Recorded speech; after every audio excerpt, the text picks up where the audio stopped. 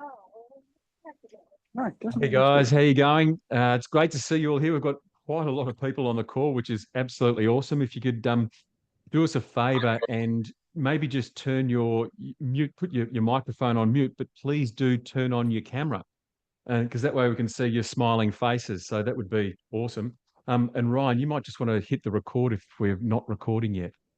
So, Already recording. oh, that's great. Thank you. All right, fantastic. So we've got Scott Brown on the call. Let's see, we've got quite a few people here, so I'm just going to see who we have. So we've got Scott Brown, we've got Patrick McDowell there. Oh, thanks for turning on your camera, Patrick. Brad Smith, Gordo, Dale Hughes, good on you, mate. Um, we've got the Hoff's iPhone, whoever that the Hoff's iPhone may be, and Glenn's half-eaten apple. And Nico, good to see you, mate. That's really good. Um, So Steve Rebilliard, great to see you. Would love to see your face as well, if that's okay. Byron, Alexander, Matt Lowlett, uh, Nick Silvilla, it's fantastic. Um, Jess, Arvin, Ben, we've got stacks and stacks of people on the call. That's really, really great, guys. And Kiam, I can see you there, and Luke, that's awesome. So look, it's really fantastic that we've got such a good turnout of people that are with us today.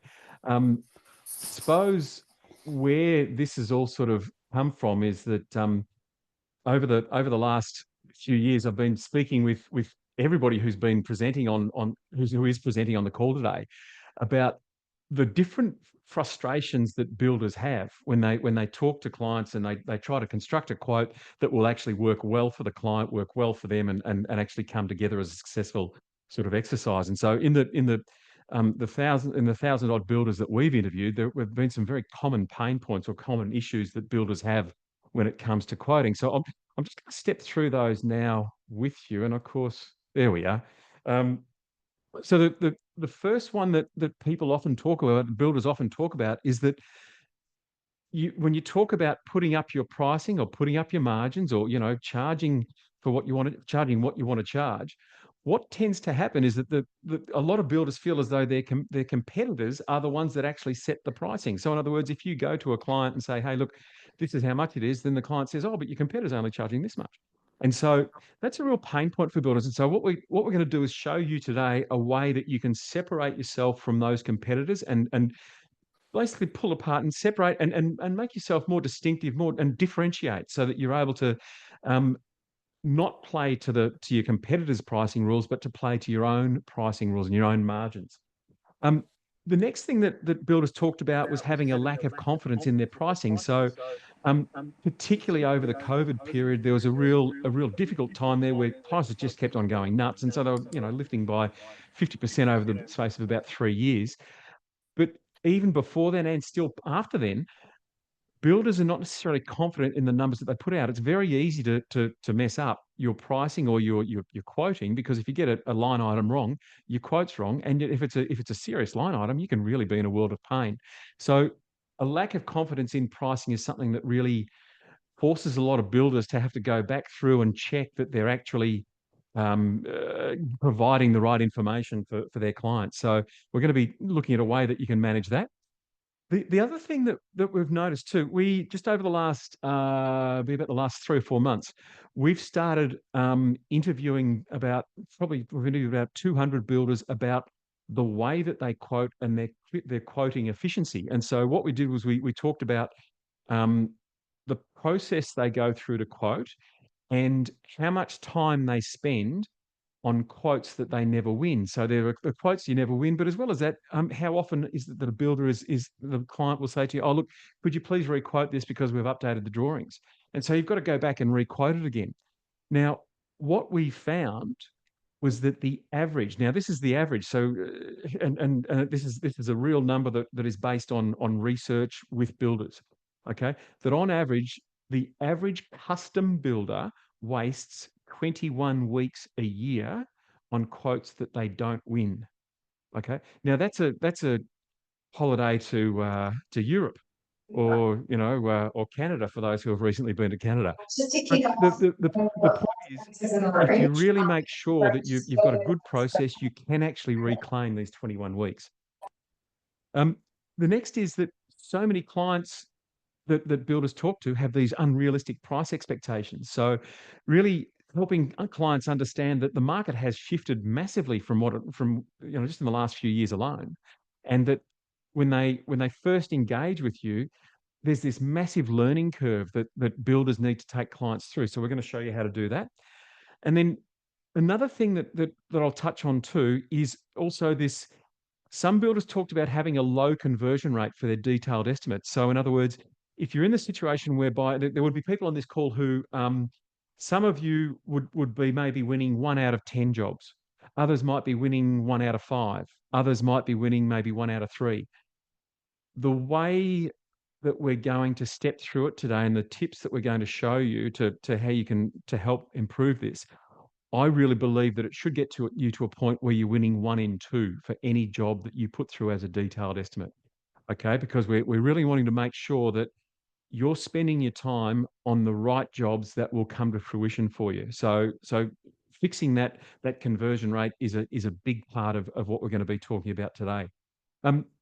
In terms of who's presenting today, I'm sure that you probably know a lot of these faces. So we've got Hayden Simmons from Pricer Plan. Now, Hayden has been estimating, and I think, Hayden, correct me if I'm wrong, but I think Pricer Plan is the biggest estimating service in Australia, and you've been doing it for quite a number of years, and you've no doubt put out tens of thousands of estimates over the years. Are you there, mate? Yep, I'm here, quite a few on the Richard. call. Yes, mate. Good on you, Yeah, mate. Fantastic. I think we're entering our 18th year Awesome. of doing what we do, which is crazy. I'm boggled. That's a lot of quotes. Yeah. No, fantastic. Thanks, mate. And so Hayden's a wealth of knowledge, and he's going to be kicking off shortly. We've also got Ahmed Yusuf from Wonderbuild. Now, Ahmed is a really bright guy who has spent a lot of time not only training builders but also developing systems for builders, in particular Wonderbuild. And so, Ahmed, are you there, mate? I'll just get you to give us a I'm here. shout-out. Hi, everyone. Great. Fantastic. Yeah. It's always great to have you on, mate. That's excellent. And Mick Hawes, Builders Business Black Belt, veteran of builders coaching and somebody who does a great job in helping builders grow their business and stay sane while they do it. So are you there, Mick? I am. I don't know about the staying sane bit, but let's go with it. As long as one of us is sane, everything's okay. All right. Good on you. And so I'm Richard Armstrong. I'm from ProCalc, and look, the focus of ProCalc is really helping builders understand which clients are worth pursuing when it comes to budget. So so we're basically, what we're doing is folding a lot of the research that we've been doing over the last few years into this presentation too. So with that, I'm now actually going to hand over to Hayden, who's going to kick off, and I'll over to you, mate. Thanks for coming on. Oh, thanks heaps, Richard. Super appreciative to be here. I love and celebrate being associated with groups of people that are interested in improving themselves, improving their business, and improving the building industry as a whole. So kudos to everybody in the room, because that's what we're all here and what we're all for, right? So and as Richard mentioned, we've been doing Pricer Plan's been going for quite a number of time. We've literally talked and worked with literally thousands of builders across Australia. And there's been one pattern that I see time and time again, and that pattern is this pressure to quote fast. There's always this, quickly get this back to me. I need it by Friday. And there's this pressure to win the job. And those are the two elements that come at the forefront. And then what happens is the builder then deals with the consequences of what they produced later. So what I'm going to do, I'm going to talk about 3 ways builders, I see them botching quotes, and hopefully ways that you can stop it. Try and use some practical, fun examples as well. And hopefully that's going to, in the long run, going to help you protect your margins and run a far more profitable building business. So my tip number 1, one thing that I see people do that results in botching a quote is by not qualifying properly. It's the type of thing that we talk about all the time, and Some builders apply it well, some builders don't apply it at all, some builders apply it part of the time, but qualifying your clients is super key and really important to ensure that you're managing your time and your business effectively. And I want to use a really fun little story here to help explain this example. I have just come back literally yesterday. I got back from a wedding in Toronto, Canada. It was a beautiful event, everything you'd expect from a wedding, beautiful bride and groom, heartfelt speeches, few wines, great food. There was one thing that was really unique about this wedding. That was that the bride was 88 years old and the groom was 91 years old, right? Pretty unique, but really, really special. And it was a lovely day. But, you know, what struck everybody was at this stage of life, you don't want to waste time on the wrong people. You got no time for fluff or maybes. You just want to commit when it's real and it's the right person.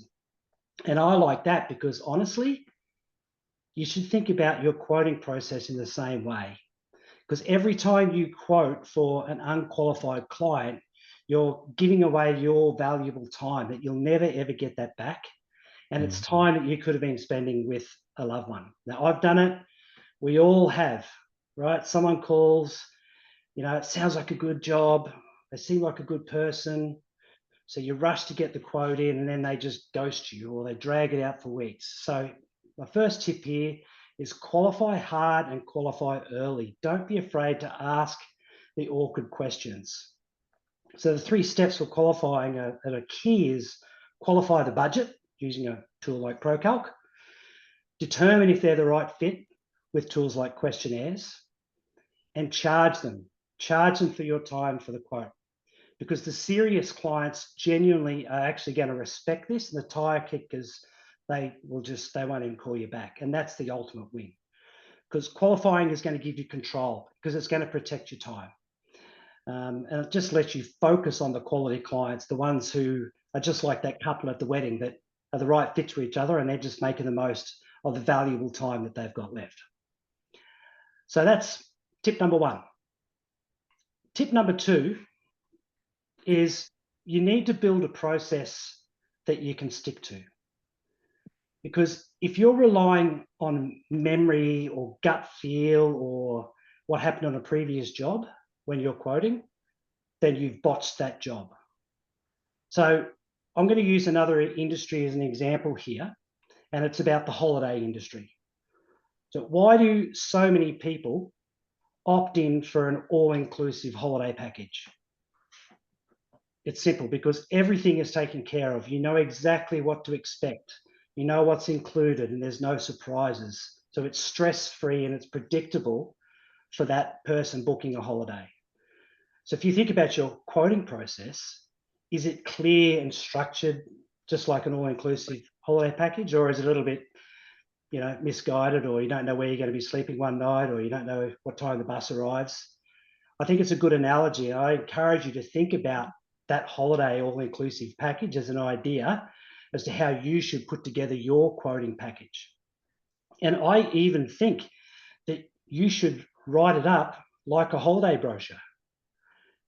What a client does is going to get from you when they make an inquiry, that you can give them that beautiful all-inclusive holiday brochure that tells them how you're going to guide them through the quoting process. Because without a defined and repeatable process, quoting becomes a bit reactive and inconsistent. And you might forget steps and you might overlook detail. So put it together in a process from inquiry to a clarity call, to a budget assessment, to a design review, to an estimate delivery, to a value management meeting. Point form it out, put it into a process, and then present that to your clients. The other really key thing and benefit about having a defined quoting process, as opposed to just rushing and fitting it in on weekends, is when your process is defined, you can delegate. So it gives you the ability to take control over the steps that are your responsibility, and you can delegate other parts of that process. So having a structured process is really important, and it will make you feel a lot calmer and more in control and give you back more time. So remember, structure equals confidence and consistency. Just like the all-inclusive holiday idea, a well-defined process is going to remove all the uncertainty that relates to the experience that you're trying to sell to your client. Tip number 3 relates to emotion. And it's probably something that people don't really think about when they're thinking about quoting. But quoting isn't an emotional exercise, it's a business decision. And what I've seen, when emotion goes up, the logic goes down, and that's when mistakes tend to happen. So you shouldn't be quoting to please somebody, you should be quoting to lead somebody. Because in my experience, most of the builders I've worked with, and I totally put my hand up, I'm exactly the same as this, that we're people pleasers. You're rewarded by seeing someone happy, by delivering a beautiful project, by making a difference in someone's life. So that's part of who we are in our makeup. And that's why there's this crossover where emotion comes into it, because you're trying to create that feeling and that result for yourself and the client. So, you know, a client pressures you with a short deadline, or your gut feeling says they're a good person, but you're not sure. They're trying to do something for their brother or sister or family friend. And then all of a sudden you flip into this reactionary stage, you're cutting margins, you're skipping steps just to try and get the job out. But quoting under pressure like this, it's not noble, it's just really risky. And every time you let the emotion take control of that process, the professional, the business logic ends up riding in the tray of the ute. So, and that's when you tend to miss things and you forget to allow stuff, and you can also overcommit. So it's just a pretty easy fix, and it's just be conscious that emotion is part of what you're doing when you're putting together a quote, but know that it has no place when you've got a structured quoting system, because a good system will keep your process consistent. It'll help you keep your mind nice and clear, no matter how excited or flustered or flattered that client's making you feel. You just stick to your process and leave emotion behind. And hopefully those 3 tips are something that's going to help guide you into creating a more stress-free process related to quoting. Because I think one really important thing is that at the end of the day, builders don't botch quotes because they don't care or because they're not good at what they do. They botch a quote because they're reacting and they're not leading. So they're quoting out of pressure, not through process. So I guess as a recap on that, tip 1, qualify the heck out of them. Don't give your time away to people that aren't the right fit. Step 2, build a repeatable process. Make it look like a holiday brochure, because that's what it is. You're selling something to the client and you're selling trust. And the 3rd tip is don't let emotion run the estimates. Take the emotion out, bring the business logic in, because it's not personal, it's professional. So that's how I think my 3 tips for stop botching quotes. And hopefully that'll help you give some insight into your business and the approach that you take with it. I'm happy to take any questions, or when the time's right there, Richard, just let us know and I'll come back and circle around on that anytime. Yeah, that's awesome, Hayden. Thanks for that, mate. And look, it's really sensible advice. And I did like the flustered or flattered alliteration there, because it's so true. Your clients do make you feel good, bad, and otherwise as you're actually generating those quotes. So that's awesome. If you've got a question, please do ask it. You can actually ask it in the chat and perhaps put them in there as we go. And what we can do is maybe pick those off as we go. We'll also be doing questions at the end, but please do use the chat, which is in the Zoom bar, if you'd like to ask a question. So that would be absolutely fine. Also, in the top right-hand corner of this slide here, you'll see that there's a QR code. So if you want to reach out to Hayden, you can. If you're on a phone, it might be a bit difficult to get a QR of that, but if you're on your desktop, you will be able to get it. And keep in mind too, we'll also be circulating this video to everybody so they can see it afterwards.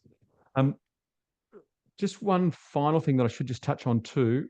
We will also be going through the process end to end when we wrap the webinar up. So now I'm going to hand over to my old mate. No, it's not Mick Hawes. It's actually Ahmed. Ahmed is the one. Yep. So over to you, mate. Thank you, mate. Thank you. Now, my tips actually dovetail quite neatly to what Hayden has just shared with yourselves. And my tips share practical ways software can help you quote faster, more accurately, and with that kind of professionalism to win you more clients. Now, from Wonderbuild's point of view, we are increasingly aware more and more builders are using some kind of a software, although we still see a lot of builders coming to us from a spreadsheet or from a fairly low level of software or some kind of software that isn't comprehensive enough. But increasingly, the use of software is becoming prevalent and it should make your work much easier. So my first tip is streamlining your estimating process with templates and the reuse of data that already exists within your platform. Now, I should start by saying that it's quite easy to waste time by creating codes from scratch, especially on time-critical requests. Now, a good software platform provides you with pre-built templates, or in the case of many of our clients that I've seen, already come in and create templates that they know they're going to reuse later, and the software makes it that much easy for you and helps you to automate your quoting process. Now, with such standardized templates, you can tailor to different kind of projects.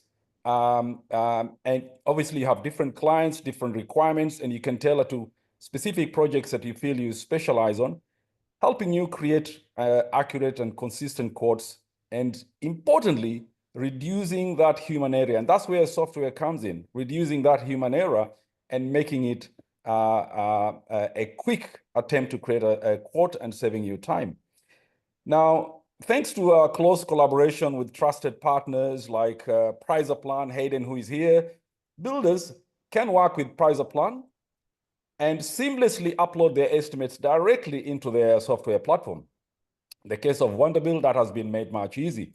And if you're working on similar projects, you can reuse your past project data to quickly, very quickly produce new quotes, giving you that speed and precision without starting from scratch. So sometimes getting that bit ahead of your competitors gives you that winning edge, but also the confidence that the data you're using is accurate. So the takeaway message from this tip here is do not reinvent the wheel every time you're quoting, particularly if you're dealing with similar projects. Now, moving on to my second tip. My second tip is using real-time pricing data for accurate costing. Now, well, we know that outdated pricing leads to inaccurate quotations. And in fact, I should say, you may win those projects, but you win them at a significant loss to yourself. Now, a bit of background here. Builders may use outdated pricing, and it can happen due to a lack of access to current cost data, often relying on old supplier or subcontractor rates. Now, this is common when working with manual systems or legacy tools that don't update automatically. In some cases, internal processes are poorly managed, with pricing libraries not maintained, staff copying figures from past projects without verifying the accuracy, and this can happen. It does happen indeed. Additionally, some builders, particularly the new builders who have come in fairly recently, starting their business, and they may not fully grasp how outdated figures can impact profitability, leading to inaccurate quotations. Now, a good software platform gives you that flexibility to upload your own current supplier pricing or pricing attached to your estimates from a firm like PricerPlan. This ensures currency in your pricing data, and this combination eliminates guesswork, keeps your quotes competitive, it protects your margins, which is very critical, and gives you control over your cost inputs. Now, in the near future, we hope that Wonderbuild will have a real-time integration with live pricing database which will allow you to be able to base quotations on your most current material and labor costs. So this is a feature which is not yet with Wonderbuild, but we're hoping sometime this year we should have it there, and that will make your work even much easier, providing that accuracy in your quotation. So on this tip, the takeaway message here is that a quote based on outdated information is a risk you cannot afford. Taking that extra time to make sure it's accurate is important, but a software platform just makes it that much easier. My last tip here, tip 3, is build a premium brand with professional quotes. Now, this tip here is neatly dovetails to a tip that I think it was tip number 3 from Hayden.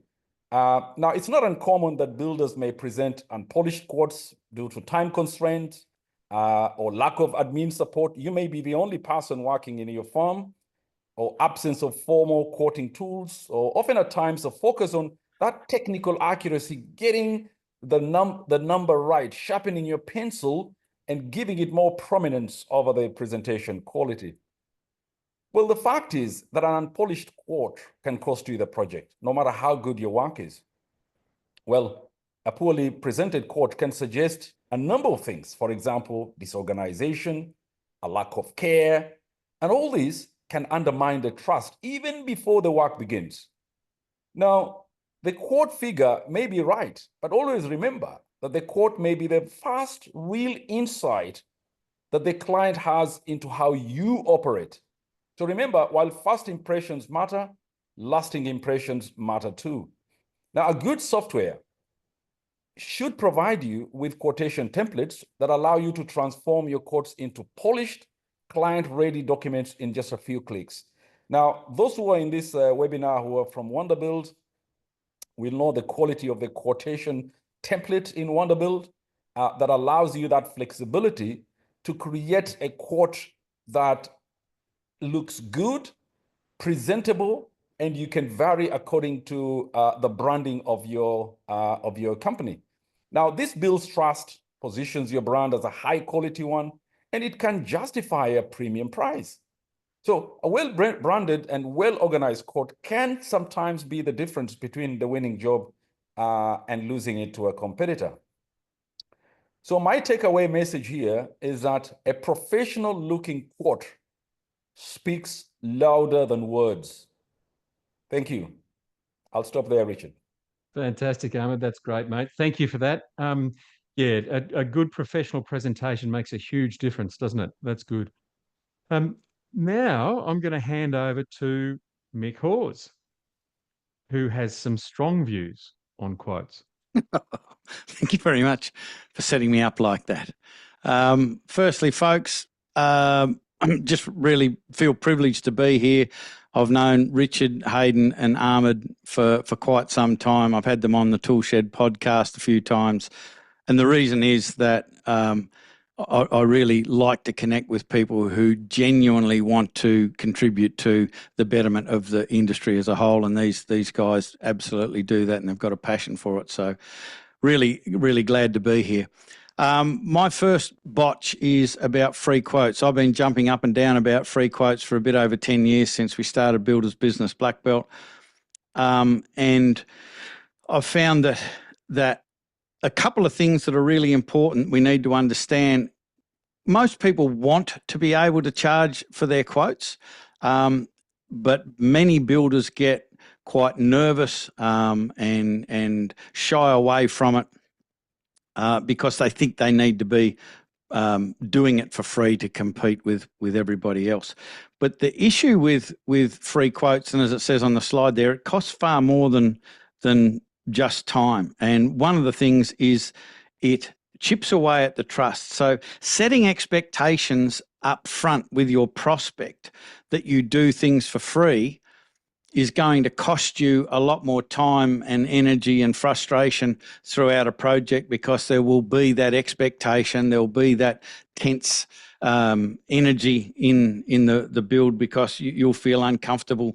You know, how many builders here have had challenges with variations? You've delivered the variations at the end of the the project and the person's gone, oh, that's fantastic. That's exactly what we expected to pay. You're so good. Like, how many people have experienced that, or have you experienced a bit of pushback? I didn't think it was going to cost that much, that sort of stuff. So we've got to set expectations right at the front about that sort of stuff.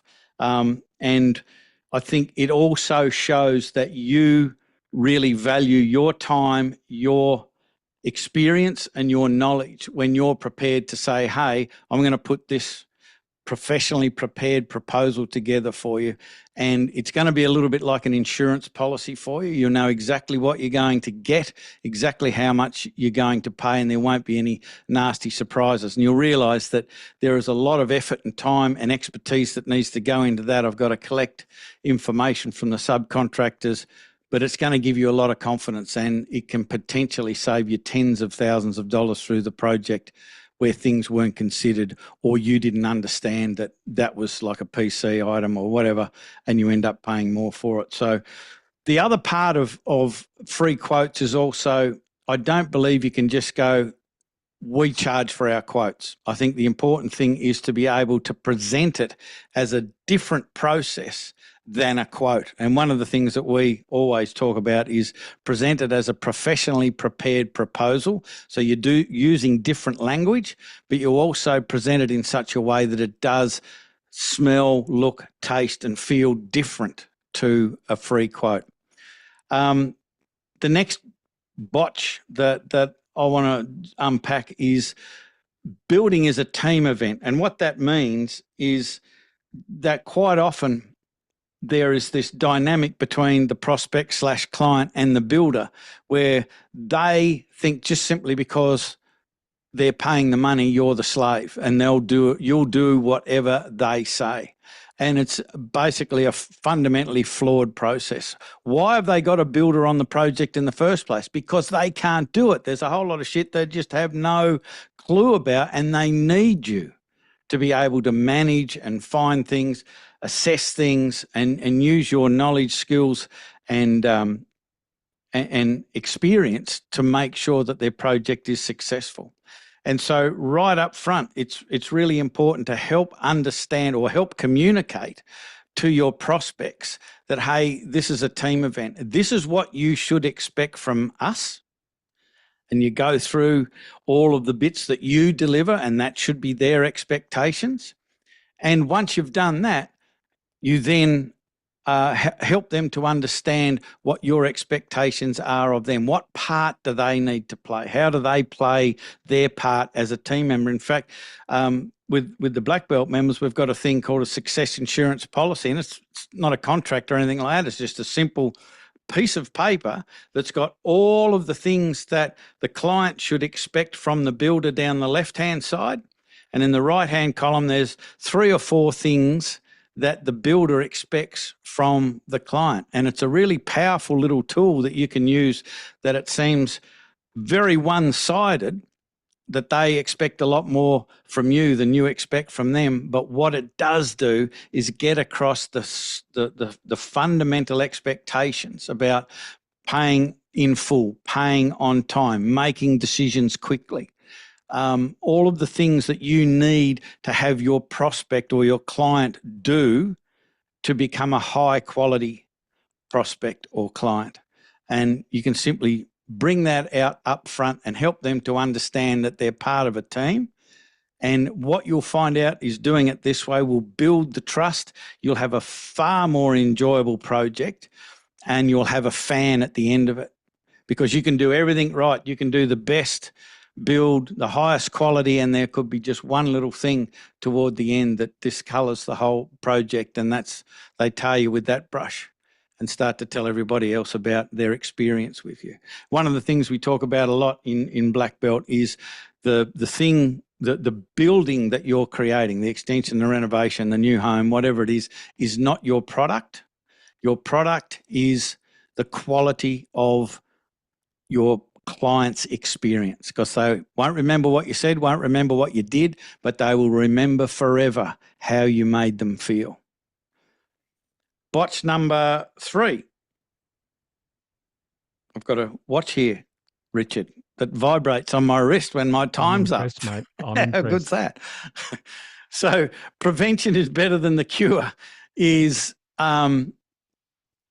setting your clients' expectations right up front about particularly about what they expect to get out of this project for the budget that they're prepared to put into it. Hands up, anyone here has ever experienced you pricing something and it was over the budget that they gave you? Anyone? Like everyone's hands go up. But in this day and age, yeah, Patrick's doing the woohoo. Absolutely. It happens so often.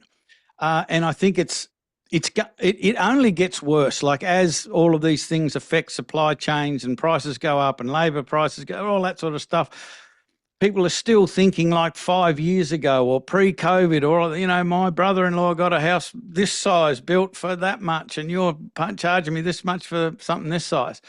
And so we've got to manage people's expectations.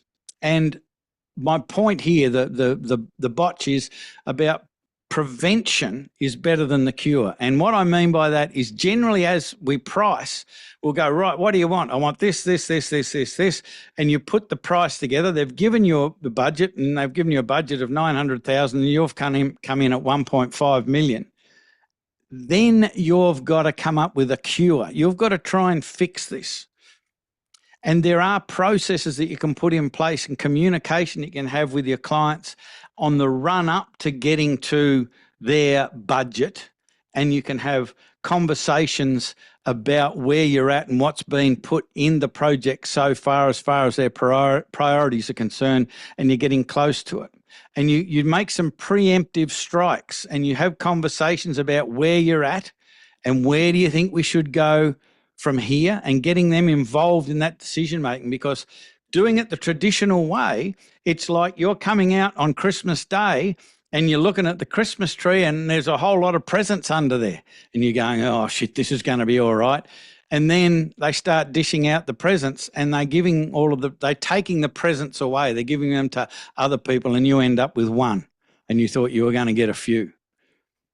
Versus there's just one or two presents under the tree and you get the present. You know, I'm assuming that you're a little kid at this stage. Maybe this might be how you react now, but and then your mum goes, and we've got something extra for you. You know, and you get that additional thing, and you are far better off when you're putting projects pricing together to come in with what are your sort of top priorities, get them into the project and communicate. There's no such thing as over-communicate, but communicate with your clients as you get closer and closer to their budget, and then get them involved in the conversation as to where we should go from here. So I hope that makes sense. Fantastic, Mick. That was really good. Clients can be unpredictable and they can throw some curly ones, especially for custom builders. So, you know, if you're doing custom work, you are messing with someone's nest. And it's a very, very emotional process you're going to go through. So, well done. That's great. Thank you for that, mate. Appreciate it. Now, guys, there a couple of people have put some questions in the chat box. Please do put some more in there. If somebody says something that you want to find out more about, or you want to drill into something, please do ask the question, because what we're going to do is at the end of the presentation, we're going to work through the questions in the chat box and answer those. So please do, if you've got a question, throw it straight in there. So getting on to botch number 10. All right. So and this is consistent with the messaging that I think we've sort of been talking about so far with all the guys. It's very easy to become just another builder. Okay. So in other words, the way it can often be worked is that the client will call you up and say, hey, can you come and have a look at this job? I want you to come and check it out. So you go, oh, all right, no worries, I'll come along and I'll check it out with you. So you walk down, and as you're walking in, there's another builder leaving the home, and so you've literally walked past one another. I've had that happen to me. What you want to do is try and avoid that situation. I mean, it's obvious, and the way to do that is to, as Mick said, is talk about putting together a professionally prepared proposal, put together a report, put together something that is truly unique and adds a lot of value to the client. So clients have some very, very specific questions that they need in that very first meeting. So I'm going to talk principally about that very first meeting. And so they need to know, one, can they afford it? Two, can it be built? Three, is the site suitable for what they want to do? Four, if it's a renovation or extension, are they, is the job, sorry, is the existing dwelling suitable for what they're trying to do? What are the structural elements of it? So there are a whole bunch of questions that clients need answered. And so what we've got on the screen there is actually a report template that you can use, and I'll circulate this after the session as well. But what it means is that when a client calls you up and says, "Hey, can you come and have a look at our house?" You can say, "Yep, we'll come and have a look at your house or look at this project with you." What we're actually going to do is we're going to produce a report for you. Okay, and this ties in with what Mick was saying before, is if you just rock up and wave your arms around, the client goes, "Well, great, thanks for spending the time. Send us an email with what you reckon it's worth." And then you leave. Okay. Whereas if you actually say to them, "I'm going to provide you with a report that outlines the practical feasibility of the project using this template that's on screen, and I'm going to give you an industry-based indication of cost based on over thousands and thousands of builders' jobs throughout the country." What you're then doing is you're actually giving the client a report. You're giving something that you can charge for. Okay, so that's the key thing, and I'll talk about this particular exercise a little bit later on when I go through the process. But I'll share some ways that you can communicate with this to clients so that they understand that, hey, you're a professional builder and you don't do free. If you are a professional builder, you should never be sharing your time free. You might do some phone calls. You might spend some time if a client comes and visits you in your office or whatever. But as soon as you're out on site, you are sharing highly valuable IP with that client. So that's worth money, and I'm going to show you how you can charge for that if you want to. All right, so Botch 10 is allowing yourself to be just another builder by not charging. The next one is that I often will speak to a builder and I will talk to them about the way that they cost jobs. And it's funny, builders don't share their costing mechanism or the costing methodology with other builders. It's like we all sort of operate in silos. I'm a little bit lucky in that through ProCalc, I've had so many conversations about margins and what people are wanting to charge and all that sort of thing. One of the things that I often see is that you will have some builders who will charge the same margin for this job as they do for that. So in other words, and we've got this bloke on the tightrope here, that's a high risk job that he's got. Okay, so he'd want to be charging a really fat margin. So if you see a job come into your pipeline that looks like it's high risk, it might be on a renovation or an extension on a really tight site in a metro. You've got nowhere to move. It's as tight as can be. The margin that is attracted for that is very, very different from, say, a new development or a new build in a regional area, okay, where it's just a linear process where you're just doing a straight new build. So there are very different margins that need to be applied for that, as well as that also factoring in for where the jobs come from. If it's been referred by an architect, then there's an expectation that it will have architectural finishes. If it's for a developer, that's going to change the expectations and all the economics of it massively. Excuse me. If the client's going to be on site every night after you've gone home picking over the job, and you know that they're going to be a bit of a handful to manage, that needs to be factored in. And I'm not talking about creating an asshole tax. What I'm doing is I'm talking about ensuring that you are paid for the time and effort and resource that you put into managing that particular client. Access, that's another one. There are all sorts of variables that come into play. Even the construction contract affects the likely cost of a project. And so what we do in ProCalc is we enable the builder to take all of that information, put it through, and then it generates the industry value of that job in seconds. So it does it instantly online. And so what I would encourage you to do, whether you use ProCalc or not, please do consider every single job independently. And if you can see that there's some risk associated with it, if you can see that there's something that is going to generate some angst for you, or it's going to make it easier, whatever it is, just make sure you factor that into your margin, because that comes into play. All right. So that's Botch 11. And then finally Botch 12. And this is really where what I'm going to try and do is basically marry all of the things that we've talked about all together so that you guys have a workable process that you can use in your business. Now, what I'm going to be presenting here is not, it's the idea is that it's the fundamentals of the steps that you need to go through. Now, every builder will have nuances that they add or reduce from these steps, but fundamentally, if you're not doing these steps, what you will find is you'll be facing issues with your quoting. So first one, and obviously on this call, there are those who just do construct, and so they receive plans from the client or from the architect or whoever it may be, and then provide a costing on that. There are others who do design and construct. So I'm separating into two processes.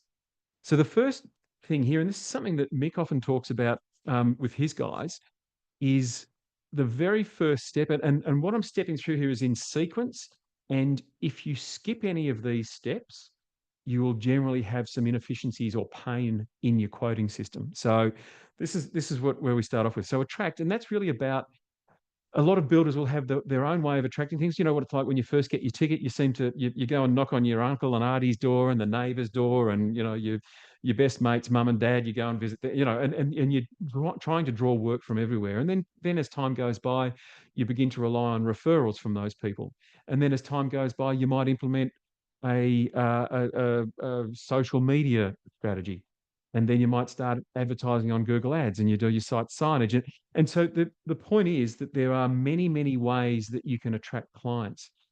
Other ways would also be to actually developing relationships with architects by saying, hey, we can do a feasibility for you, because that is a massive pain point for architects. So there's that sort of thing, as well as that for the attract section. I don't know how many people on the call are currently using a CRM, okay, so a customer relationship management system. And so what that is it's basically an email system that allows you to reach out to prospects and help educate them about the way they can do things. And so the beauty of that is that it's sending out education-based information. So you want them to always receive good, reliable, solid information. And it might be about, 5 different kitchen layouts that will work in your home, that sort of thing. Or what's the difference between a PC and a PS? Because clients have these questions, because we, as builders, we all have this vernacular where we just rip through it and go, yeah, it's this, it's this, it's this. But the truth is, clients they're babes in the wood with this stuff. They are completely clueless. And so educating them, not only does it help you, how does it keep you top of mind, but it also positions you as an expert. So if for any builders that are on this call and they're not using a CRM, I would strongly encourage you to explore using one and getting one. It's something that I implemented in my own business when I was building, and I first implemented it was like 15 years ago, and it was an absolute game changer. So it smashes a lot of those issues around attract, and it's very cost effective. So that's step one. Next is what Hayden was talking about. So it's about qualifying, making sure that once you've attracted these people, that you've qualified them. And the idea is that you want to make sure that the number of clients that you've attracted exceeds the number of clients that you can actually deliver for. Okay, so your demand needs to outweigh your supply. All right. If you don't do that, it's going to be very hard for you to increase your margins. And I've got a slide in a moment where I'll talk a little bit about that. But it's the fundamental thing is, if you want to increase your margins, if you're getting smashed by competitors, what you need to do is actually change up your marketing, increase the demand, do something a little bit different, possibly specialize in a particular kind of build or particular something that's a little bit unique. But the point is, you must always make sure that the demand for your services exceeds what you can supply. So in other words, if you've got, let's say that you're capable of delivering half a dozen jobs a year, if you've got 10 well-qualified leads, you know that you can increase your pricing by 5%, because the 4 that will drop off that you can't satisfy, they will be the ones that are most price sensitive. So that will give you 6 less price sensitive clients who are ready to spend fat with you. Okay. And that's really what you want to be doing. You want to be ensuring that you've got clients who can spend fat. Okay. And so Hayden's point about qualifying is about qualifying them for budget, qualifying that they're the right person for you. It's the right job for you. It's the right project, in terms of its style, it's located in the right place, that they're not scarred. If they've had a bad building experience and they, finished up taking someone to VCAT or something, you want to know about that. You want to, if they've built before, you want to ask, okay, how did that go for you? Okay, so you cannot qualify someone heavily enough. The next part is when you actually go and visit them on site. Okay, and so this on-site meeting, what you've done, you've attracted them, you've qualified them, you've made sure that they're going to be a good fit for your business, and now it's up to you to position yourself as the singular, the builder they need to employ. Okay, they might be talking to a couple of other builders, but what you're going to do is something that's different to the other builders. Okay, so the idea is that you're actually able to provide that client with two reports. So one being a ProCalc report, which gives them a sense of the cost, which takes you, 15 minutes, half an hour to produce. The other thing is actually producing that report whereby you're talking about the structural feasibility, the feasible capability of building the project. So you're giving them those two reports, all right? What that means is that you can then charge. If you say to them, look, we do charge for these reports. And the truth is, it doesn't matter how much you charge. You could charge 49, you could charge 499. It doesn't actually matter. The truth is, what matters is that they reach into their pocket and give you some money. Okay. Because as soon as they do that, what that does is it locks them down saying, okay, we know that this particular builder is going to give us a report. We'll wait until we've got that before we talk with any other builders. Okay. But the other thing too is that the ProCalc data that you get, it's actually based on industry data. So in other words, if you give them an upfront sense of the likely cost of the project and they get a scare, you can say, well, look, these are industry rates. This is what the industry charges. So you can then work with them to dial that back. You can grab a coffee and a red pen, sit down and cross out the things they can live without, and then actually go ahead and put it back through the system. So that's the thing there. But the idea of that is that it's actually giving them it replicates or it mimics the marketplace. So in other words, they get it and they go, okay, these are industry numbers. We don't have to chase other quotes. And so again, it's about positioning you as the preferred builder or the trusted expert. Okay, because that's fundamentally, you guys are experts, and I get so frustrated when I hear that builders don't believe they are experts, because you are. You've got a rich vein of knowledge, and you've got a massive amount more knowledge than a lot of clients. Once you've qualified that the client can afford it, you would then actually say, okay, let's now go ahead and do a fully detailed estimate. All right. Now, the way that you can position this, and Hayden touched on about paying for estimates. Now, whether you use Pricer Plan or you do them yourself or whatever, it's sort of the point is that clients need to understand that they should be paying for this stuff. Okay. And so a way that you can do that is you can say, look, I can give you a ProCalc report for, $100, or I could give you a fully detailed estimate for, I'm making this number up, $3,000. Hayden, you'd probably give us a thumbs up if that's a reasonable number, Hayden. Is that 2 to 3? Yeah, that's right. Reasonable. $2,000 to $3,000 about the average. Yeah. Yeah. And so typically every single client will go, oh yeah, look, give us the cheap one. All right. Because that way I can just get the in numbers, because their burning question is, can I even afford this? I don't even know. All right.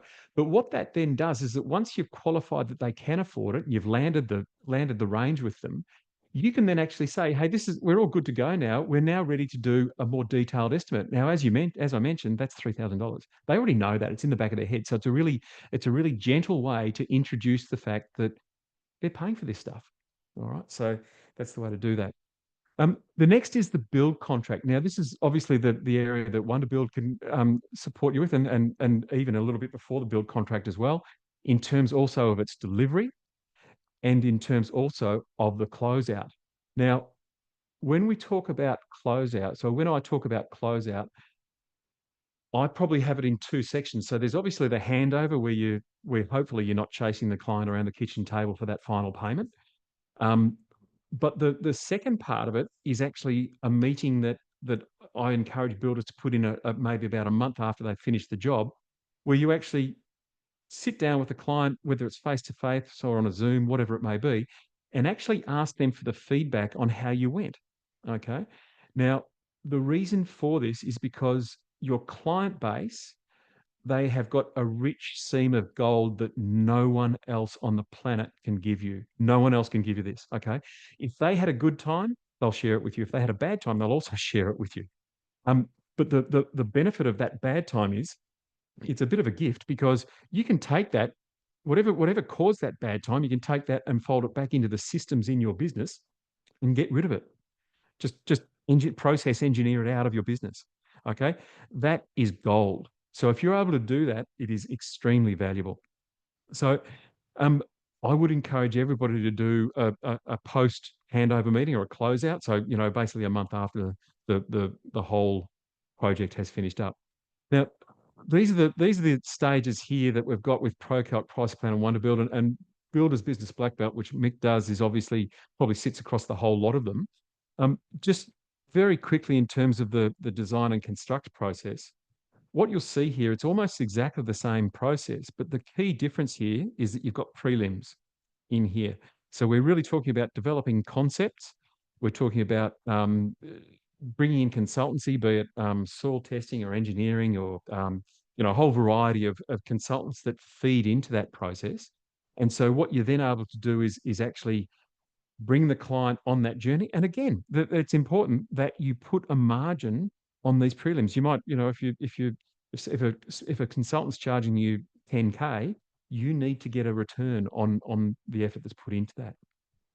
All right, so that pretty much wraps up that information there. I'm now just going to go through these. We are running out of time, so I'm going to go through these fairly quickly.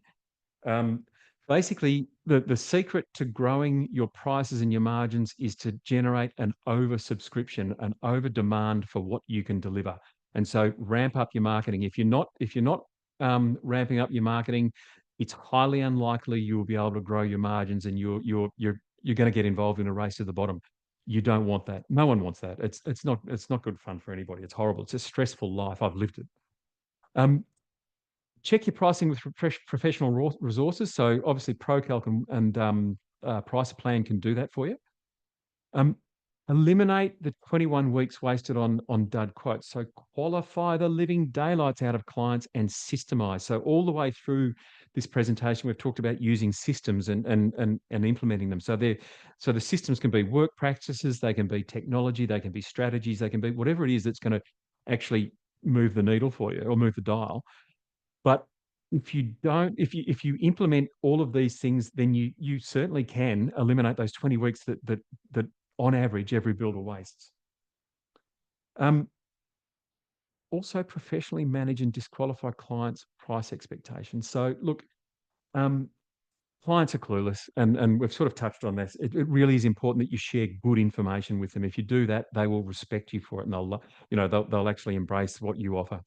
And then finally, grow your conversion rate to 1 in 2. So in other words, if you think about it, even tossing a coin feels a bit like it's not much of a return. But if you think about it, if you're a builder and you're getting, if you're getting less than, say, 1 in 3, you probably have an opportunity. In fact, you definitely have an opportunity to change up the way that you quote jobs. So that's really a key thing. So if you implement all of the things that we've talked about here, then you'll certainly get very, very close to that 1 in 2.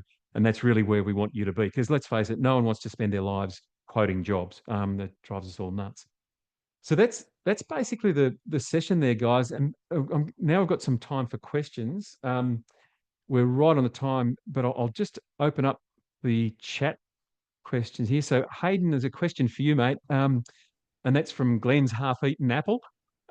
A question: a long time in the industry, but new to my own business. What are your thoughts on advice for quoting a job at concept design stage? Yeah. Okay. It's a good question, Glenn. Look, there's some logic where people won't touch a quote until they've got a complete set of finalized design and a full specification, because they feel like it's a waste of time. So that's one concept, but I think that's incorrect. When you get a design or a concept design, that's a perfect opportunity to start nurturing that client and managing that client's expectation. So pricing up a project, you're going to apply a completely different type of system to quoting that job. And it's exactly where ProCalc is a perfect tool, because it's designed specifically for that. You can run through a concept design. It's going to create an expectation from it. It allows you to have the discussion, be on the front foot with that client, and start managing that client through that relationship early. So I think it's important as long as you've got the right system. Thanks, Matt.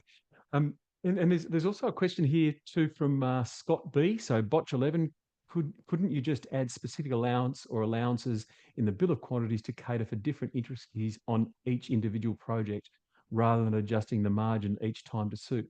Yeah, look, you could. So say, for example, if you're talking about what's a good example? The say a sustainable build. So if you, in our experience, a sustainable build, I'm not talking about passive house or certified passive house. I'm just talking about a sustainable build. It probably would typically add 5 to 7% to the value of a job. If it's a certified passive house, it's probably somewhere between 10 and 15%.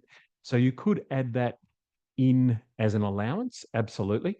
But I think where you really need to be careful is that where you've got different types of jobs. So different types of projects will attract different kinds of margins. So a volume build in a regional area might attract a 13% margin, whereas a more sophisticated renovation in a metro might attract a 25 to 30% margin.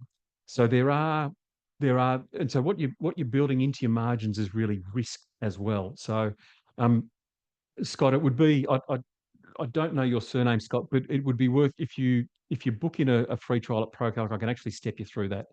So I'll circulate that round after the session, so you can do that if you want to check it out. The next question we've got here, let's see, where are we? No, it's a chatbot. Sorry, not a chatbot. It's an AI. Somebody's AI is talking to me. So thank you to whoever that is. So that's great. Now, guys, have we got any more questions that we'd like to fold in there? Because we've probably got, we're pretty much right on time, but, we've probably got time for a couple more. Are there any other questions that people wanted to ask? You can take yourself off mute if you would like to, or you can put it in the chat box.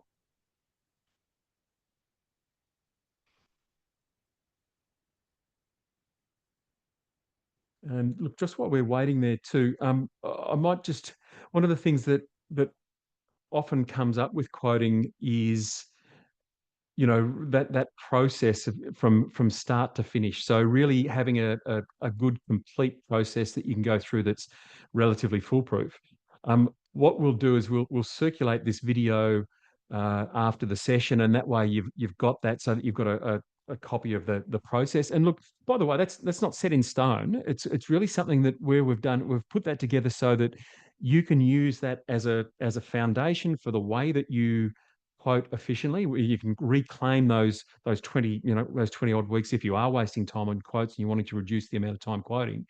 But the idea is that if you can take that process, use it in your business, and what it means is it will just make your life so much easier. So that'd be good. Now there's another question here. Hopefully it's not another chat. It's from Hayden.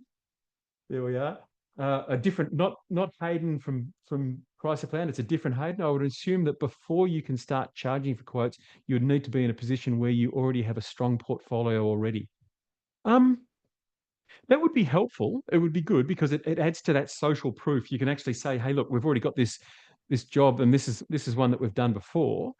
But I wouldn't say that you need to have a strong portfolio. I think that really what you can do is, as long as you've been communicating with them, and particularly if you've been using a CRM and you've built up your profile with them, then, and you've just been, sending every couple of weeks, you've just been sending them some education-based information, that will give you a lot of cred with that particular client. So you can actually start folding that into it.